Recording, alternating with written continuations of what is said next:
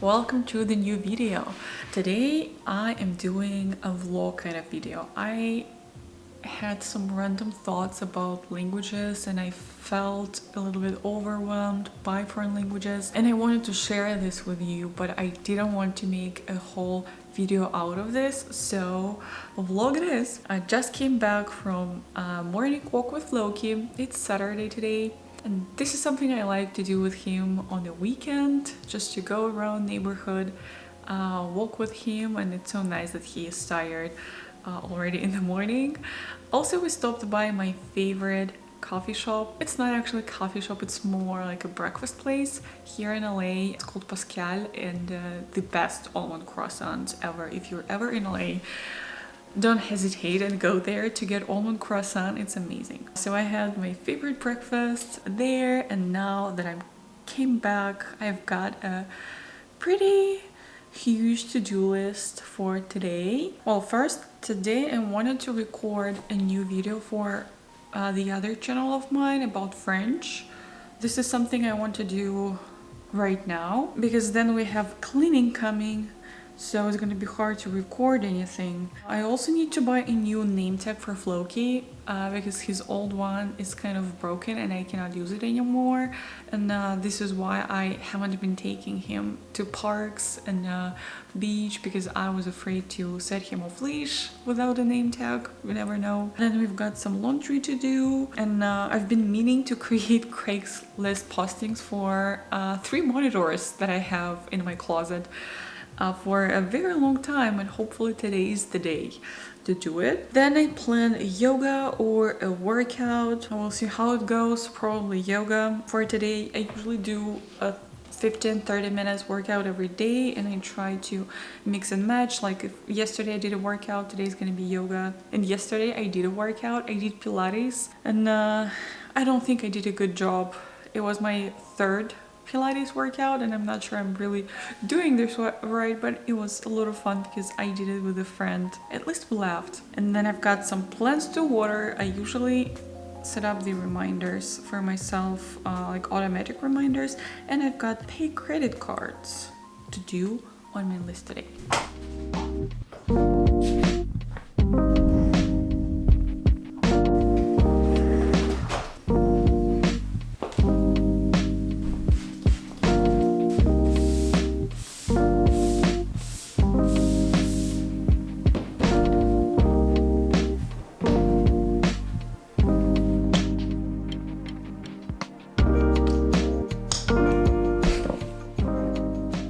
Teach people French.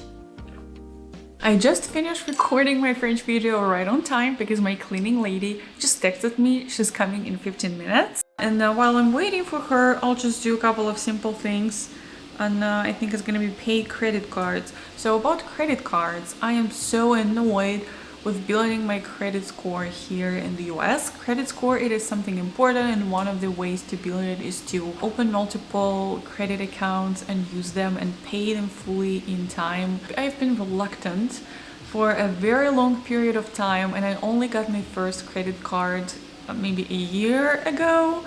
So my credit score is super new, but I'm doing this, I'm building it because it is supposed to have some benefits for you when you apply to rent an apartment, or if you want to buy a house, it's gonna give you better rates. If you're not from here and you're not aware about this is a score that shows them your credibility or how responsible you are with money. So in some situations it really can come in handy, though I was able to rent a good apartment without it. But yeah, still I choose to live here. I think it's fair to play by the rules of this place. So I'm building my credit score, and I've got a reminder for myself every weekend to check my credit cards. And I have 2 credit cards. It's Discover, which is very easy to get if you're completely new, and I didn't have any credit score when I applied. Also, I have Apple Card. It's pretty convenient. I like the application, and 2 or 3% of cashback. Also nice, they gave me good balance. And I'm also trying not to spend more than 20-30% of the balance, and this is why it's also annoying. I have really random purchases, maybe once in 2 months, or something, and it's easy really to forget to pay everything back. So that's why it's really important for me to have the notification. And nothing due here. Let's check Discover. Nothing due here. We're good. Cleaning is done. I love it when the apartment is clean and fresh, and our cleaning ladies are amazing. They do a great job. And also we just had lunch. We ordered some Indian food and it was delicious. And I've got a couple of more things to do on my list, but before I keep going, I wanted to share some thoughts and feelings about foreign languages. And I wanted to say that from time to time, I feel a little bit overwhelmed by foreign languages and how much I need to speak them in my life. A couple of days ago, it was one of those days I felt really tired of English and even of all the other languages like French and Russian. I got tired because I have to speak it every day, and sometimes I'm just like, can I just speak Russian? I speak it at work, I speak it while I make the videos, and also I speak it with local friends and neighbors every day. But another thing is that I got so, I think, upset and discouraged about all the mistakes that I made in my previous videos, because now that I'm doing these videos, I need to rewatch my videos before I upload them when they are edited, and I don't like to do this.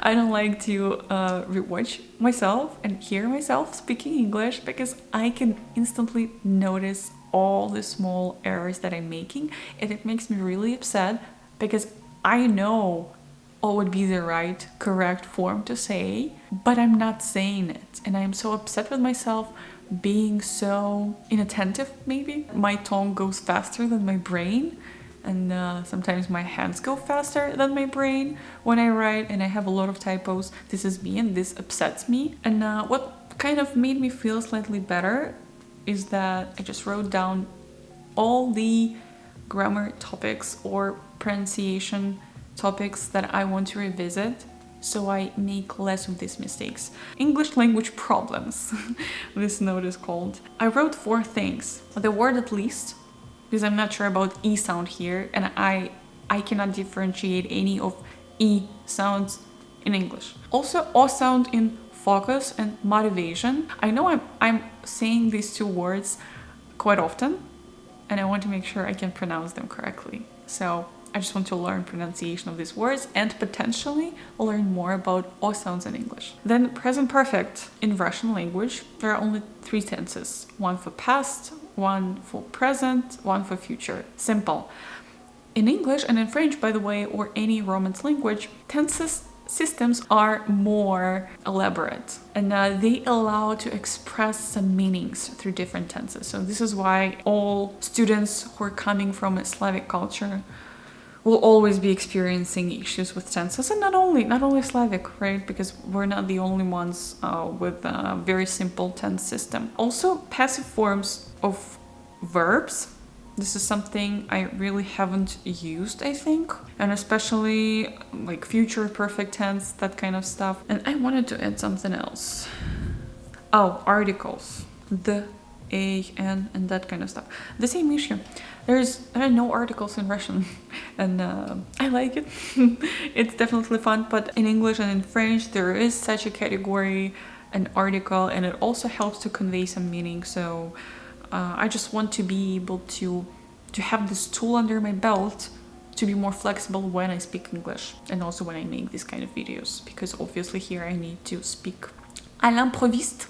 Like without preparation. Nailing all of this down will help me be more flexible when speaking. When I try to speak French, English words come always first. And also, if you watched my previous video about maintaining language skills, you know that I do a bunch of things to maintain my French skills. But all of them are mostly about listening and consuming information and not about active practice. I do have 1 lesson per week with a native teacher, but it's only 1 lesson per week. I used to have lessons every day. I used to get practice every day, and now I don't. And obviously my speaking skills are not as good, and it also kind of upset me. I'm not really sure what to do about French, and not having enough of speaking practice, probably I just should let it go, because I don't see how now at this point I can have more speaking practice. Only lessons. I'll just keep reading in French, listening to my favorite podcasts in French, and that's gonna be fine. When I need French, I'm gonna just quickly improve my skills and speaking skills. Once I need them, I do this. When I speak Russian, it's terrible Russian. I have to use so many English words because, again, English words come first. And my brain is lazy and it's kind of, okay, whatever, let's use the English word or combination, or even let's speak half English, half French, which sounds really weird and terrible with my English that has Russian accent. I don't like it. I just think just making an additional effort not to use English when I speak Russian, and also learn vocabulary. I don't even have the vocabulary to talk about my work in Russian. So every time I need to talk to my mom, it's always so hard to describe what I do at work and how I earn money. I don't even know the vocabulary. So probably this is where I could start. Learn the vocabulary. All of this got me just feeling overwhelmed, and I thought that it's probably, maybe it is important to share because people may feel the same way or may not. Let me know in the comments if you do feel overwhelmed and tired of foreign languages sometimes and you just want either be silent or switch to your native language. When I searched on YouTube for videos like this just to see if there are any people who experience this the same way, I didn't find anything. So I feel like, oh, this could be something maybe I should share. It's definitely not the end of the world. It's just the way I felt. That's it.